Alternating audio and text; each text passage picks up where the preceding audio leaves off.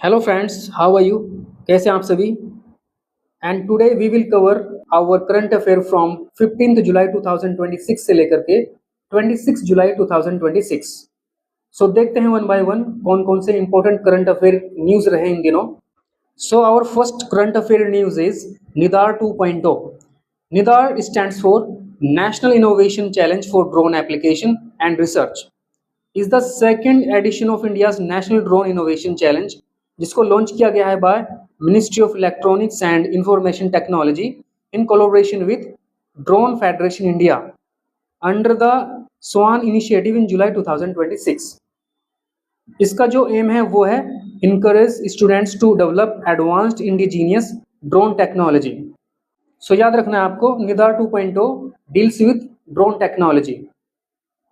Umang portal, UMANG stands for unified mobile application for new age governance, is the government of India's integrated e governance platform, जो कि develop किया गया है ministry of electronics and information technology through the national e governance division. इसका जो aim है, it provides citizens with access to central, state and local government services through a single mobile app and web portal. So याद रखना आपको, UMANG portal जो कि ministry of electronics and information technology के द्वारा डेवलप किया गया है, जिसका एम है सेंट्रल, स्टेट और लोकल गवर्नमेंट की सर्विस प्रोवाइड कराना। Jodhpuri mojari gets GI tag. Jodhpuri mojari और nearly 200 years old traditional handicraft leather footwear from Rajasthan has recently been awarded the GI tag. So with the help of GI tag, it protects its unique craftsmanship, authenticity and cultural heritage. So just आपको ये याद रखना है जोधपुरी मोजारी किस state का tradition है। India's campaign for a permanent UNSC seat. So India has been campaigning for permanent membership of United Nations Security Council. So for permanent seat, India argues that the current UNSC structure reflects the world of 1945. So now it needs reform to represent today's global realities. So what is UNSC? UNSC stands for United Nations Security Council, is the most powerful organ of the UN, जिसका primary objective है to maintain international peace and security. इसको stabilize किया गया था इन 24 अक्टूबर 1945 में। इसका headquarter है New York, USA के अंदर। इसमें आपको टोटल 15 मेंबर्स देखने के लिए मिलेंगे, जिसमें 5 परमानेंट मेंबर्स जैसे कि USA, Russia, China, France and UK, and 10 other non permanent members जो कि इलेक्ट किए जाते हैं बाय यूएन जनरल असेंबली के for a 2 years term. And lastly, only the 5 permanent members possess veto powers. जो permanent members होते हैं उन्हीं के पास veto powers होती हैं। ये काफ़ी ज़्यादा पावरफुल टूल है of UNSC. कुंदाकुलम nuclear power plant, ये लोकेटेड है इन Tirunal valley district of Tamil Nadu में, एंड ये ऑपरेट किया जाता है bye nuclear power corporation of India limited, and technology partner है इसका रशिया, रूसोतम। इसकी जो टोटल कैपेसिटी है वो है 6 into 1000 megawatt. Shrinking of the Caspian sea, the world's largest inland water body is shrinking rapidly. So recently Azerbaijan called for the stronger regional cooperation to address the accelerating decline in the Caspian sea water level. So recently ये news में आ चुका है because of 2 reasons. First one is the reactor pressure vessel was successfully installed in Unit 5, that mark a major milestone in expanding India's largest nuclear power project. And second one is data leak emerged involving construction related documents. So ये power plant in दिनों काफ़ी ज़्यादा news में रहा है। इसकी just आपको location याद रखनी है, ये कहाँ पे लोकेटेड है। Caspian Sea bordered 5 countries that are Russia, Kazakhstan, Turkmenistan, Iran and Azerbaijan. आब सत हाइस्वर टेम्पल, जिसको हम तुकाची टेम्पल के नाम से भी जानते हैं, it is a historic Lord Shiva temple जो कि लोकेटेड है in near कुंबाकुनम in तांजुवुर district of Tamil Nadu में। ये नाम थोड़े अटपटे से हैं तो आप देख लेना इनको। सो ये टेम्पल इन दिनों काफ़ी ज़्यादा न्यूज़ में है because of it received the UNESCO Asia Pacific award of distinction 2024 for its outstanding heritage conservation and restoration, recognizing the successful preservation of its original Chola architecture. So just आपको इस temple की location याद रखनी है और ये किस God को डेडिकेटेड है, and also remember this dynasty, Chola dynasty. China's Great Green Wall Program, it is also known as Three North Shelter Belt Program, is one of the world's largest afforestation project जिसका aim है to prevent the expansion of the Gobi Desert, combat desertification and reduce dust storm in northern China. So just आपको ये याद रखना है कि three north shelter belt program किस country का है। India's first hydrogen train has successfully completed trials on the Jind-Sonipat section of Northern Railway in Haryana. This train operates using hydrogen fuel cell technology, emitting only water and water vapor, making it an eco-friendly mode of transport. So यहाँ पे आपको याद रखना है कि India की first hydrogen train कहाँ से कहाँ तक चली, दैट इज जिंद से लेकर के Sonipat section of northern railway. Mobile phone manufacturing scheme, it was approved by the Union Cabinet on 15th July 2026, जिसका aim है to expand mobile phone manufacturing, deepen domestic value addition, strengthen supply chain and position India as a global electronics manufacturing hub. These are the some basic features of mobile phone manufacturing scheme. इसको 15th जुलाई 2026 में implement किया जा चुका है। इसका जो total budget है वो है 62,500 करोड़ रुपीस, एंड इसका जो टाइम पीरियड है वो है 2026 से लेकर के 2031 तक। सो याद रखना है आपको mobile phone manufacturing scheme. White rabbit technology based Indian standard time dissemination demonstration network, it was recently inaugurated by the union minister Prahlad Joshi at the Regional Reference Standard Laboratory, Jakur, Bangalore में, and it is one of the most major step towards the one nation one time vision. इसकी location है RRSL जाकुर Bangalore यानी कर्नाटका में। इसको develop किया गया है by department of consumer affair in collaboration with CSIR national physical laboratory and ISRO। Investment Fairness Index 2026 is India's first comprehensive index जो कि रिलीज किया गया है bye NITI Aayog to assess how effectively state and UT create an investment friendly ecosystem, and this index developed following the Union Budget 2025-26 announcement to promote competitive and cooperative federalism। ये हम देख ही चुके हैं, इसको नीति आयोग रिलीज करता है एंड इसका फर्स्ट एडिशन 2026 में आ चुका है, and it covers 28 states and 8 UTs. इसमें जो टॉप के 5 स्टेट्स हैं वो हैं Gujarat, Maharashtra, Tamil Nadu, Goa and Orissa. And this index is based on 8 pillars that are infrastructure, business climate, resource government policies, regulatory ease, institutional environment, financial health and environmental resilience. सो याद रखना काफी ज्यादा इंपॉर्टेंट इंडेक्स है ये।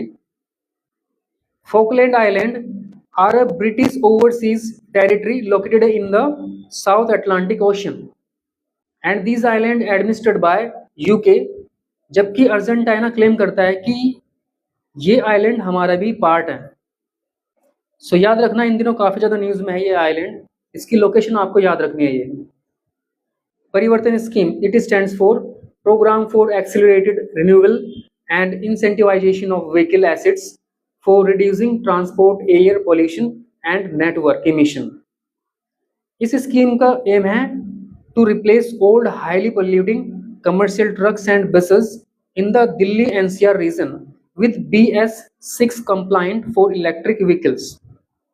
So recently Ministry of Housing and Urban Affairs ने approve की है operational guidelines for the scheme. So याद रखना परिवर्तन स्कीम किससे रिलेटेड है। Vikram first is India first privately developed orbital launch vehicle, जिसको डेवलप किया गया है बाय स्काई रूट एरोस्पेस के द्वारा। And on 18th July 2026 it successfully launched on its maiden mission, जिसका नाम है mission Aagaman, from the Satish Dhawan space centre Sriharikota से। And this marks a historic milestone for India's private space sector. So याद रखना, इसको develop किया गया है by Skyroot aerospace Hyderabad के द्वारा। 18th July 2026 में इसको लॉन्च कर दिया गया है from Satish Dhawan space centre Sriharikota से। एंड इस मिशन का नाम है मिशन आगमन। एंड इसकी जो पेलोड कैपेसिटी है वो है up to 350 kg to low earth orbit. So याद रखना, Vikram first India first private orbital launch vehicle. काफी ज्यादा इंपॉर्टेंट हो जाता है क्वेश्चन। ताजमहल और तेजो महल जो कि लोकेटेड है इन आगरा इंडिया में, is a world famous museum जो कि बिल्ड किया गया है by Mughal empire Shahjahan in memory of his wife Mumtaz Mahal between 1632 से लेकर के 1653। And it has been a UNESCO world heritage site since 1983। So recently Tejo Mahalaya claimed that the Taj Mahal was originally a Hindu temple जो कि dedicated है to Lord Shiva, and this theory was primarily popularized by author P.N. Oak। सो इसलिए काफी ज्यादा news में आया है इन दिनों ताजमहल। ये क्वेश्चन आपका एग्जाम में आ सकता है। PV Sindhu wins Japan open super 750 title. So recently Indian badminton star PV Sindhu ji ने इतिहास रचा है by winning the BWF Japan open super 750 women single title. इन्होंने डिफीट किया है जापान की एकिन यामागुची जी को and claim her maiden Japan open title and her first BWF super 750 crown. And also she became the first Indian shuttler to win the Japan open.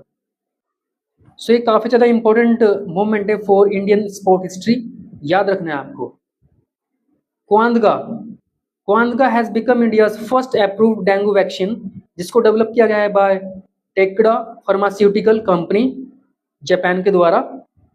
It has been approved by the central drugs standard control organisation for import and marketing in India. This vaccine is designed to protect against all 4 dengue virus serotypes that are DAN V1, 2, 3 and 4. Operation Vajra is a special security operation जो कि conduct किया गया है by Indian security agency to crack down on terrorism, extremism and anti national activities. So just आपको ये याद रखना है कि ऑपरेशन वज्र किसके द्वारा कंडक्ट किया गया है। FIFA world cup 2026। It was the 23rd edition of the FIFA Men's World Cup, and it was the first tournament to feature 48 teams and was jointly hosted by the USA, Canada and Mexico. So these are the features of FIFA World Cup 2026. First one is इसको organise किया गया है by FIFA and ये 23rd edition था। Host Nations थे USA, Canada and Mexico। इसमें 48 countries ने participate किया है एंड टोटल मैच 104 प्ले किए गए हैं। इस बार का चैंपियन है स्पेन एंड रनर अप है अर्जेंटीना। थर्ड प्लेस इंग्लैंड को मिला है एंड स्पेन ने डिफीट किया है अर्जेंटीना को 1-0 से। So these are the feature of FIFA world cup 2026। India's index of core industries 2026। So recently India has launched a new ICI series with base year 2022-23। So the major event here is that iron ore has been included for the first time, expanding the basket from 8 to 9 crore industries. And here core sector output grew by 5% year on year in June 2026. So these are the 9 core industries: coal, crude oil, natural gas, refineries product, fertilizers, steel, cement, electricity and iron ore, the newly added in the revised series. Mission golden spice is an ambitious initiative जो कि launch किया गया है to transform Meghalaya GI tagged Lakadong turmeric into a globally competitive premium spice brand. This mission was launched by Union Minister Jyotiraditya M. Scindia along with Meghalaya's Chief Minister Conrad K. Sangma with a total expenditure of 175.45 crore. सो याद रखना है आपको mission golden spice किस government of state का है. White billed Heron is one of the world's rarest and most endangered heron species. It is listed as critically endangered on IUCN Red List. So recently, conservation efforts for the white-billed heron have been strengthened in Arunachal Pradesh with increased monitoring and habitat protection due to its extremely small population in India. Niti Aayog CEO appointed. So government of India has appointed Anurag Jain, a 1989 batch IS officer of the Madhya Pradesh cadre, as the new Chief Executive Officer of Niti Aayog. And this appointment has been approved by Appointment Committee of the Cabinet for a 2-year term.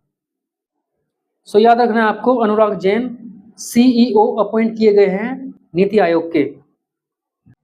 समुद्र प्रदक्षिणा is an Indian Navy global circumnavigation expedition to be undertaken by a crew of women naval officer, जिसका aim है to showcase women's leadership, India's maritime heritage and the country's growing maritime capabilities.